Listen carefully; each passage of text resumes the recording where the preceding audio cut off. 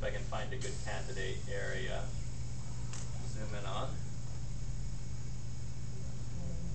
Along here, I see a whole bunch of these goblets. And I think for our list, you know, all you're doing with the list is finding microvilli again. Can you start over? Start over? Did it not record it? Neither one of us. We're just standing here like goofballs. Too basic.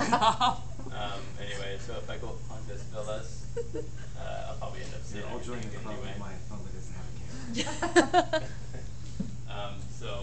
It's kind of like being at a concert instead of the big lighter. New rules for use of cameras or something. I should get some like.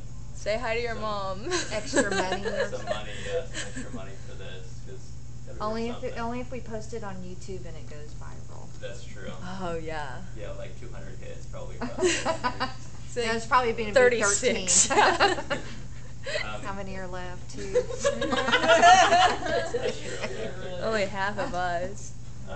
Anyway, so okay, so you've got these goblets, and then you have this edge. The border is not nearly as extensively going to have these microvilli on it, because this is getting all the way towards the end of the small intestine. So that's the other reason they talked about the ileum not having as much of the villi either, is that it's not really designed as much.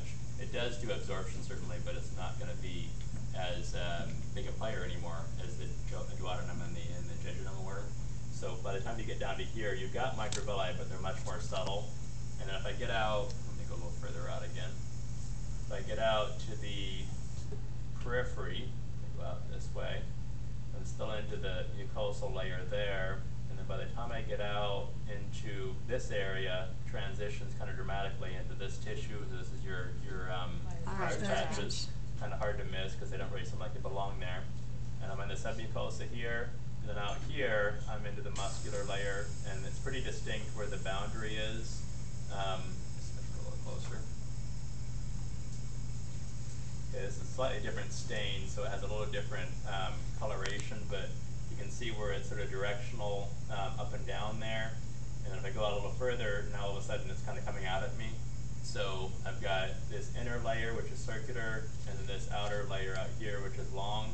And then my serosa is just this little rim out on the edge where it kind of is like a little cap, essentially.